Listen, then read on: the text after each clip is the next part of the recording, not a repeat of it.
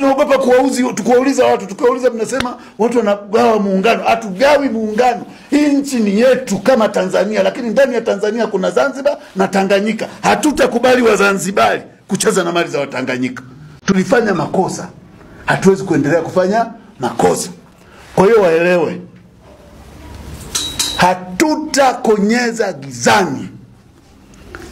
Kila uovu tutauita kwa jina lake, na kila mmoja tutamkabili kwa namna atakavyokuja. Tanzania tulipata uhuru. Tanganyika tulipata uhuru. Kwa masikitiko makubwa, Tanganyika alifurahia uhuru wake kwa miaka 4 tu au 3 hivi. Akabakwa akiwa mtoto mdogo, kuingizwa kwenye ndoa. Hii ndoa ni ya utotoni, na ndio maana inatutesa mpaka leo. Hakuna kiumbe yoyote mwenye jeuri ya kunitisha au kunibabaisha, kunitoa kwenye msimamo wangu. Watu wenye akili timamu hawatishwi. Mimi nimevuka level ya kutishwa, ninafahamu. Ndio maana ninazungumza, kwa sababu kwanza nimevuka level ya kuhongwa, nimevuka level ya kutamani vyeo, nimevuka level ya tamaa za kipumbavu. Sisi wanasiasa ni kama shetani. Guy, anyway. Gumzo News TV, jicho la tatu.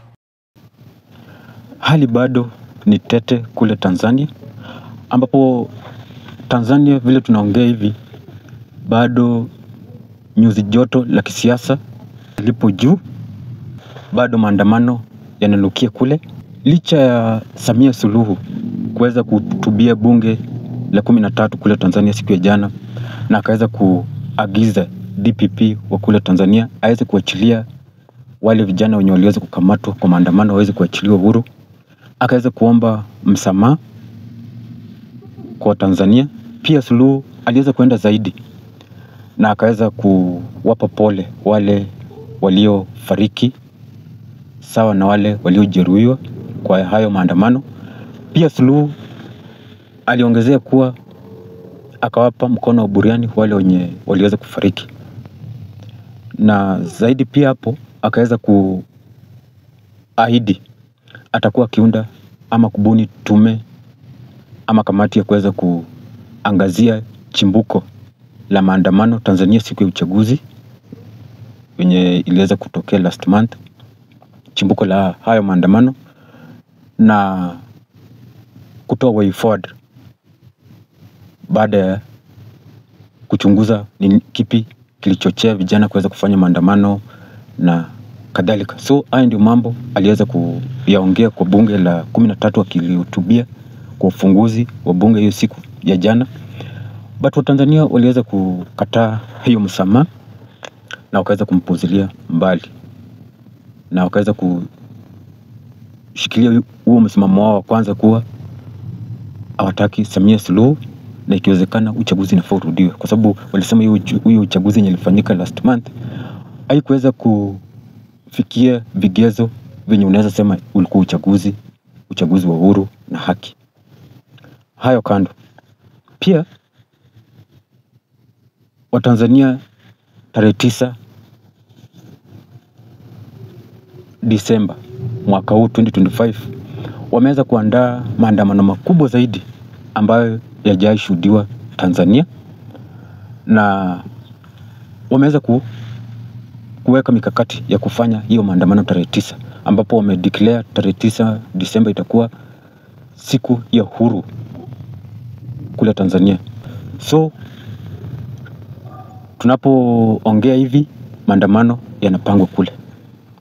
Sijui kama hayo maandamano ni maandamano tu ya kufanywa then waende manyumbani kwao, ama hiyo maandamano itakuwa sasa ndio mwanzo wa hiyo maandamano kuendelea tu mpaka hatujui. But wa Tanzania wenyewe ndio wanajua hiyo maandamano jinsi watakavyo kuwa wakifanya. But kama hiyo maandamano watafanya tu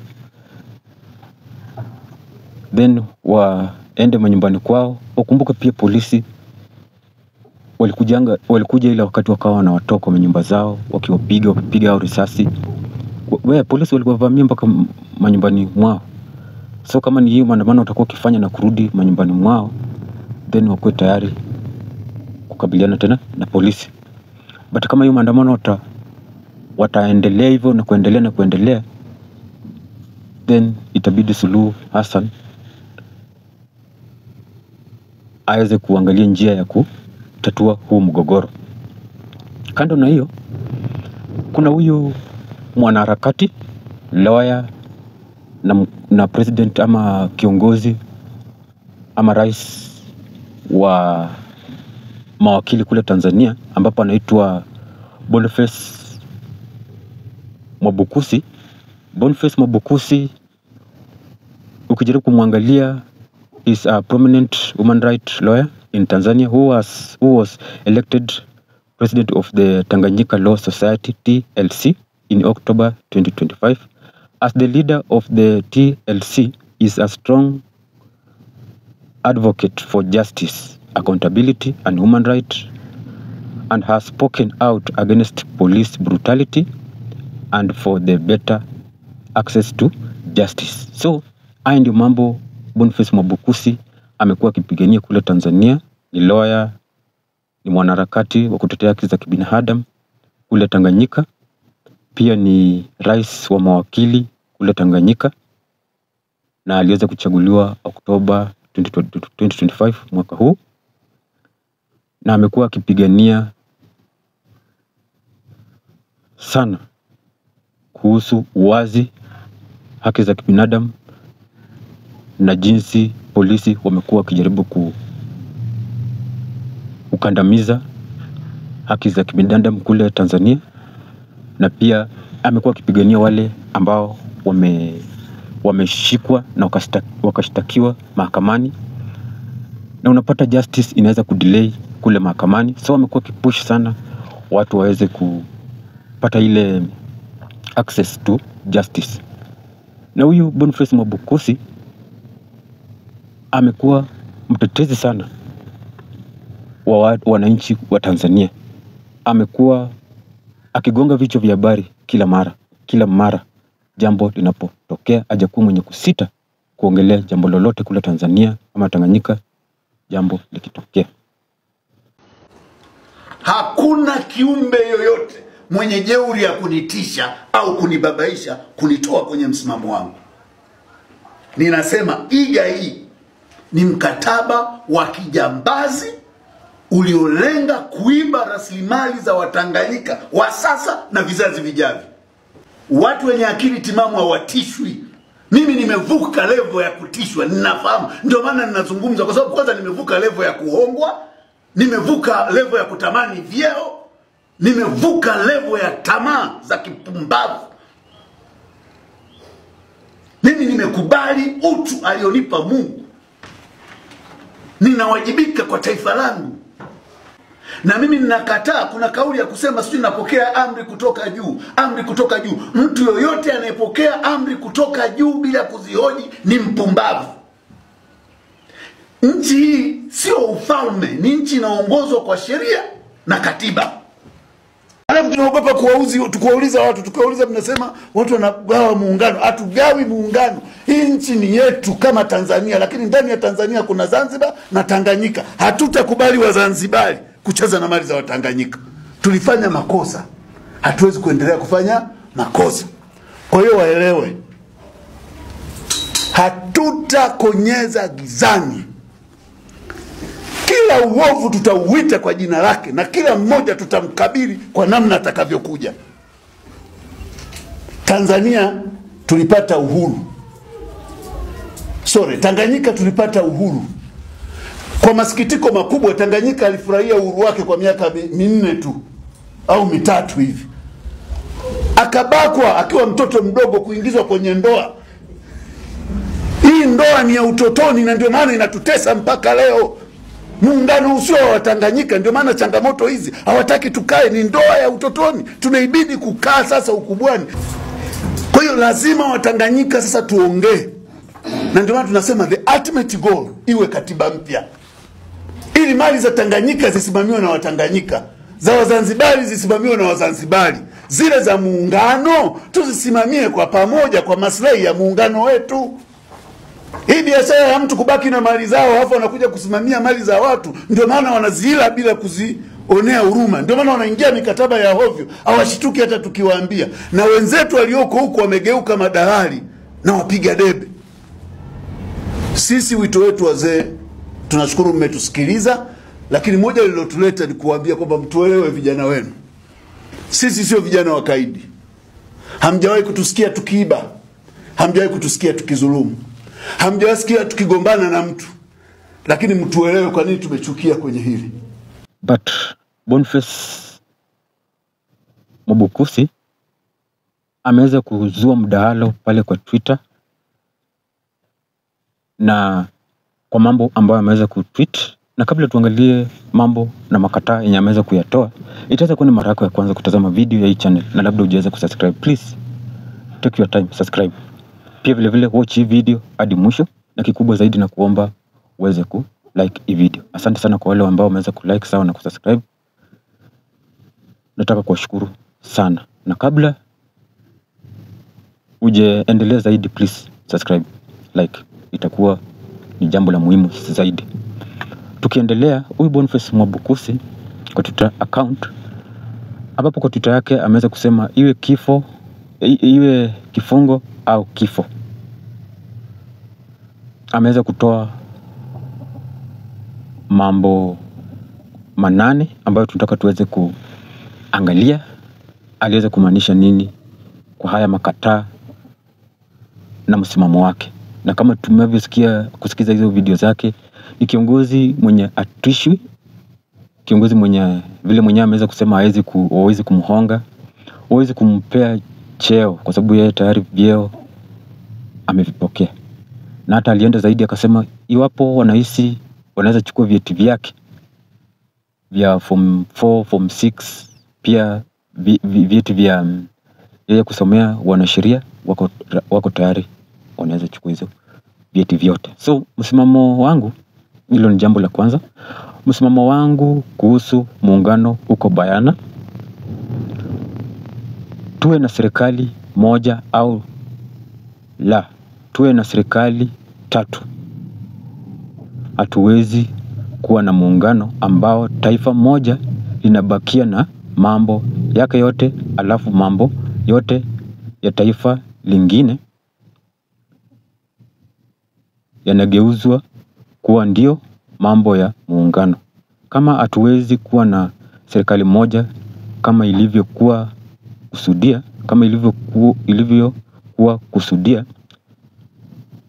kusudio la awali, ila wasisi wa muungano lazima tuwe na serikali 3: Tanganyika, Zanzibar na muungano. Tuache hoja za kipropaganda kwenye mambo serious. So ukijaribu kuangalia hapa, msimamo wake ama msimamo wa huyu Boniface Mwabukusi ni kuwa serikali iweze kugawanywa mara 3. Tuwe na serikali ya Tanganyika, Zanzibar na muungano. Kwa sababu gani Boniface anaweza kuongea? Anahisi kuwa kuna vile Tanganyika inaweza kunyanyasa, kuna vile anahisi kuwa Zanzibar inaweza kunyanyasa Tanganyika kwa mambo ya rasilimali, ugawaji wa rasilimali na mambo mengi ambayo yanaweza kutendeka kule Tanzania. Kwa sababu serikali ya Tanzania kule, serikali ya muungano inaweza kusema kuwa tuko na serikali moja, but behind the scene ukijaribu kuangalia mambo yanaweza kuendelea, then inakuwa ni awagawi rasilimali kwa njia mzuri. Kwa sababu yeye anaweza kutoa madai hapa akisema ndio waunde serikali ya muungano ama kuwe na serikali moja ya muungano, ilikuwa na makusudi yake. But sasa vile tunaongea hivi, hayo makusudio ya hapo awali yameweza kugeuzwa na kuwa ni kama manyanyaso. So hilo ni jambo la kwanza anaambia Samia Suluhu. Wagawanye serikali iwe serikali 3. Tanganyika, Zanzibar na Muungano. La sivyo wajaribu kufanya nini? Kuwasikiza. Jambo la pili ameweza kusema msimamo wangu kwamba kila raia ana haki ya kuwa na maoni na uhuru na kuwa na mtazamo huru au kushawishi mtazamo wake ukubalike, na kwamba kufanya hivyo sio uhalifu wala uhaini. Kufanya maandamano, midahalo au mageuzi kuhusu hali fulani ya kiutawala, demokrasia, sheria au uwajibikaji sio uhalifu, na watu wote wanaokamatwa na kushtakiwa kwa makosa makubwa wana haki ya kuwakilishwa na mawakili wenye uzoefu, na mawakili kuwakilisha watu wa namna hii anakuwa hajafanya kosa lolote. So ukijaribu kuangalia mambo ambayo Mwabukusi anaweza kuzungumza hapa ni kuwa wale lawyers wenye wamekuwa wakiwakilisha hawa vijana ama wale wenye wameshtakiwa kwa makosa ya uhaini kule Tanzania, then hao malawyer wajakuwa kiruhusiwa kuweza kuwakilisha hawa wenye wameshtakiwa, wajakuwa na hiyo uhuru. Na pia anasema maandamano yako kwa katiba, watu wanaruhusiwa kuweza kufanya maandamano, na hao ni haja ya serikali kuweza kukandamiza hiyo haki. So ukijaribu kuangalia hapa ni kama anasema waacha watu waandamane, watoe maoni yao na mtazamo wao kuhusiana na mambo yanayowakumba, kwa sababu wafanye tendo lote la kiwalifu. Kwa sababu kufanya midahalo, maongezi kuhusu hali fulani kiutawala, yote hiyo anasema iko kwa katiba, na anaambia Suluhu wacha watu waongee. Kwa sababu hata hivyo wakati watu wanaongea, serikali hapo ndio itaweza kukusanya data ama kukusanya maoni ya kujua wapi ndio inafaa wafanye marekebisho. Lakini wakinyamazisha watu, then watu watakuwa wanaumia ndani kwa ndani. So ukijaribu kuangalia hapa, anaweza kuongelea yale mambo yenye Tanzania imekuwa ikifanya kwa muda mrefu, kuzuia watu kuongea. Kwa sababu watu wakiongea hivyo, at least mtu ana heal, than tu kifungia tu mtu hivyo, then inakuwa si vizuri. Jambo la 3, uchaguzi wa tarehe 29 Oktoba hauna sifa ya kuwa uchaguzi huru na wazi, na haukukidhi vigezo vya kuitwa uchaguzi huru na haki. Rejea ripoti za wasimamizi wa uchaguzi SADC, AU na wengine. Ukitawaliwa na vificho, mauaji,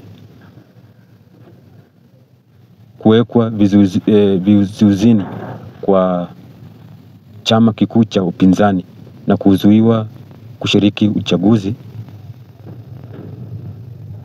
uchaguzi kufanyika gizani na kukosekana kwa tume huru ya uchaguzi. So ukijaribu kumwangalia hapa huyu Mwabukusi ni sawa na anaweza tu kufichua dosari ambazo zilitokea kwa uchaguzi wa tarehe 29 Oktoba, na akaweza kupinga huo uchaguzi, na akaweza kusema hata kujaribu kuangalia ripoti ya SADC na AU pia waliweza kuongelea dosari yenye iliweza kutokea kwa uchaguzi ambao ulifanyika Tanzania. So anasema kwa sababu Samia Suluhu aliweza kusema anataka kuwe na maongezi ya kitaifa na maridhiano na watu wa Tanzania waje pamoja. So ni kama hapo Mwabukusi anasema kama mnataka hayo turejelee ama tuje kwa mazungumzo ya kitaifa na kadhalika na mambo yote yenye Samia Suluhu aliweza kusema, then basi huo uchaguzi inafaa ufutiliwe mbali. Tuwe na uchaguzi mpya. Na ndio huo uchaguzi uwe lazima tuwe na tume huru ya uchaguzi, sio ile tume yenye iliandaa hiyo uchaguzi. Na ndio huo uchaguzi ufanyike ama ndio huo mdahalo wa kitaifa uwe, then lazima wale wapinzani wenye walikamatwa waachiliwe huru na waruhusiwe kuparticipate ama kushiriki kwa uchaguzi mpya. So hayo ni makataa ameweza kuyatoa. Pia jambo la 4 ameweza kusema hivi, namna ya kutoka hapa tulipo ni kuhakikisha kusitishwa mara moja kwa ukamataji hovyo wa vijana na kuwabamikiza kesi. So hapa ni kama anasema ndio nchi ya Tanzania iweze kujikwamua kwa hili lindi la ghasia na maandamano kila mara, basi vijana waache kukamatwa ovyo ovyo, kufutwa kwa kesi zote za uongo dhidi ya chama kikuu cha upinzani na uwepo wa tume huru ya kiuchaguzi. Tuwe na tume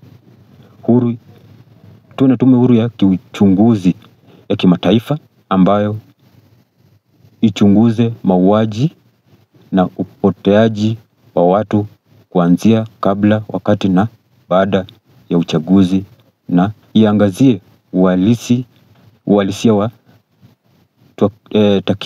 takwimu za uchunguzi na matokeo yake. Na ndio ije na mapendekezo ya hatua za kuchukua. So ukijaribu kuangalia hapa ili jambo la 4, basi Mwabukusi hapa anaweza kusema tukua hayo mashtaka yaweze kuanza kufutiliwa mbali, watu waache kukamatwa ovyo ovyo. Yale mashtaka yenye yalikuwa yamefunguliwa kwa wale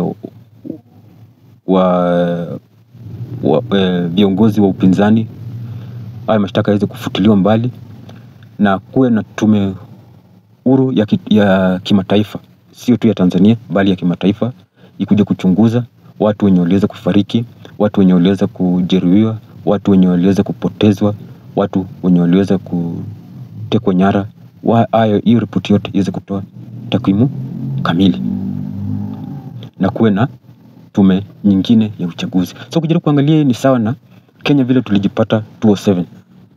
Baada ya maridhiano ya 2007, then wakaunda tume, ikakuja, then mwisho tukapata katiba mpya. So hii ni kama pia Tanzania wanatafuta kwenda njia hiyo, sababu Tanzania wako nyuma kidemokrasia. President anaweza win aje na 96%.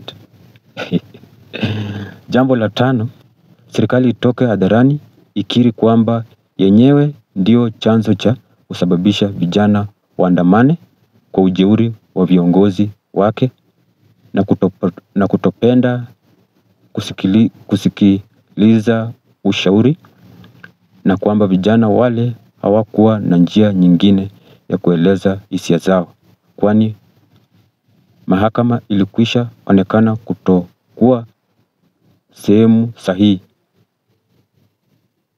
kutokana na aina ya utitiri wa maamuzi, hususan kupotozwa kwa watu, na bunge lilikataa katakata kujadili matatizo ya wananchi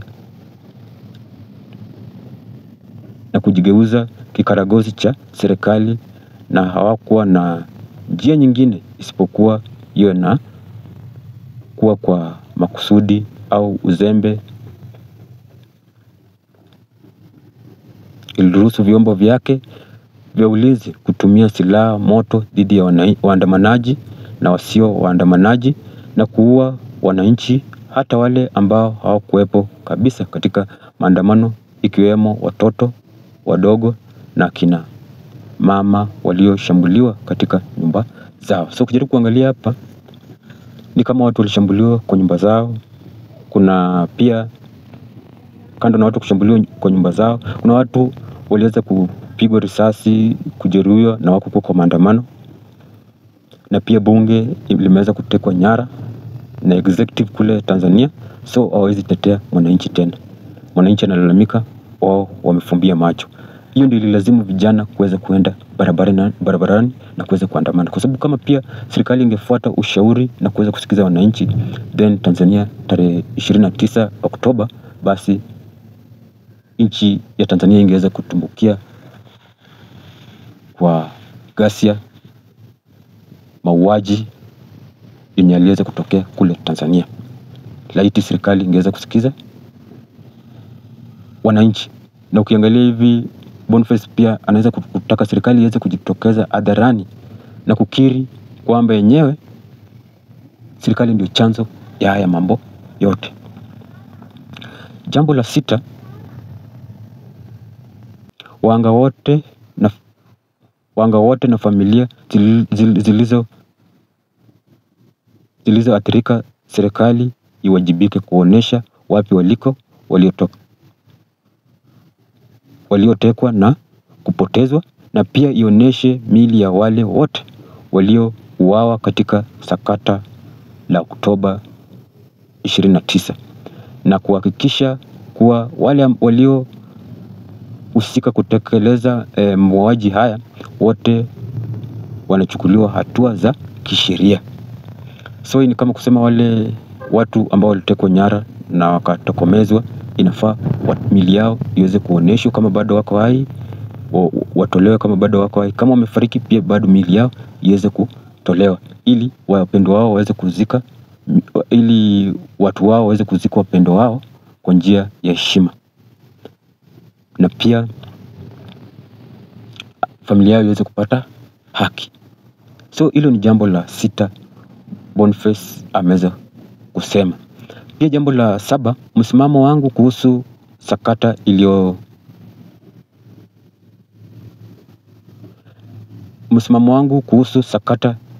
linalohusiana na uchaguzi ni kwamba taifa linahitaji ukweli, haki na uwajibikaji. Baada ya hapo ndipo tuone namna bora ya kuwa na uongozi jumuishi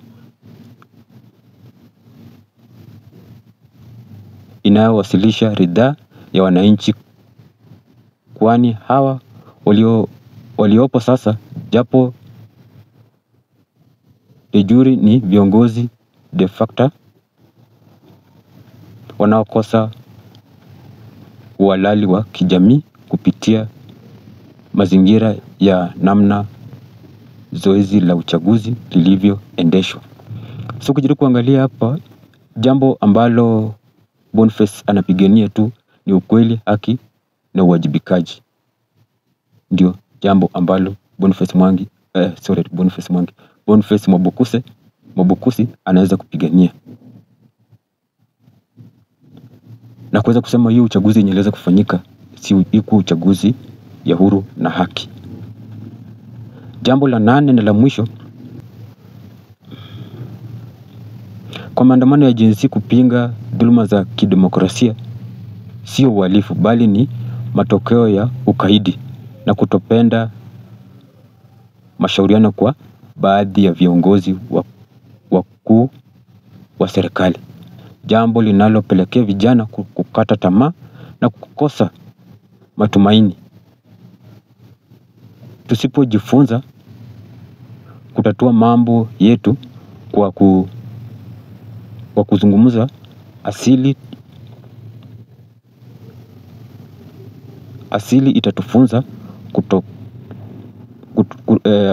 itatufunza kutatua mambo hayo kwa kupigana.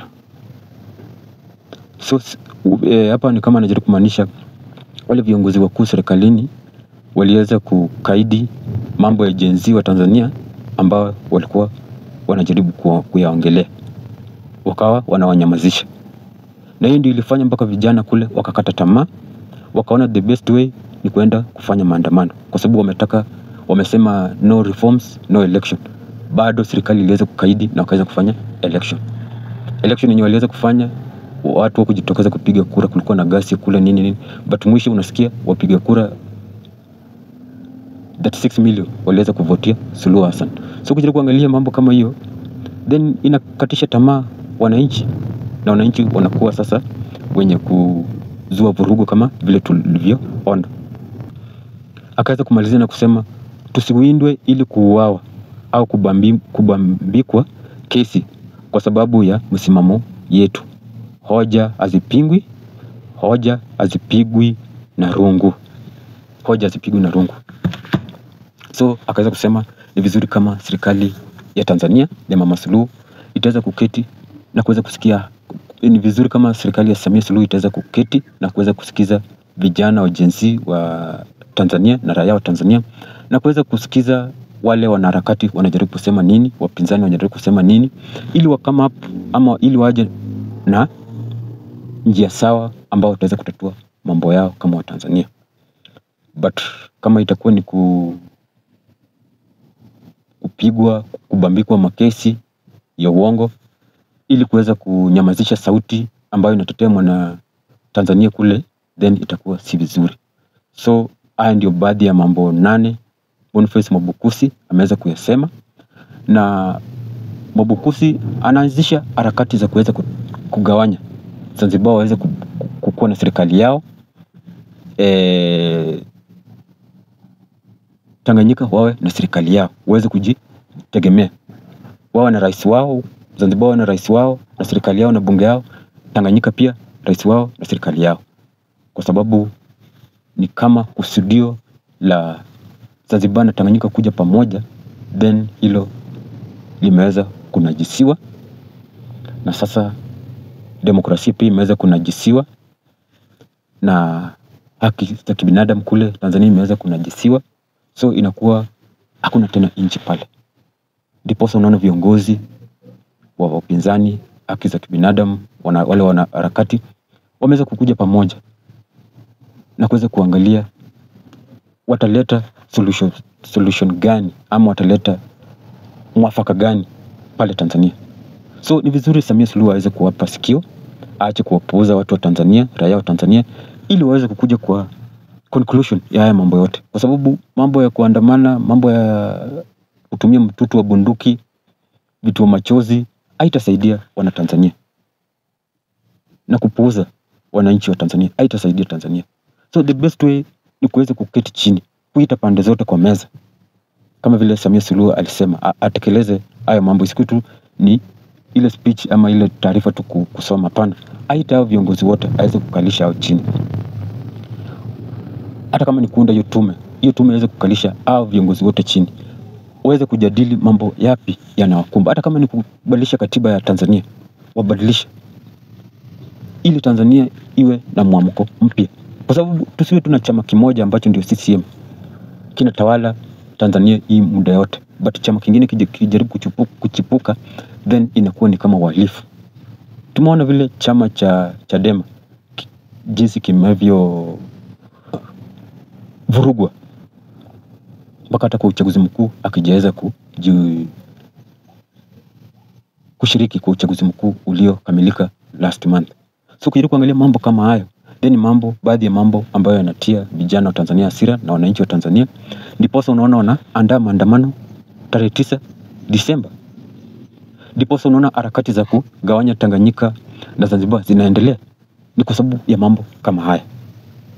Na hii ndio shida ya viongozi wa Afrika.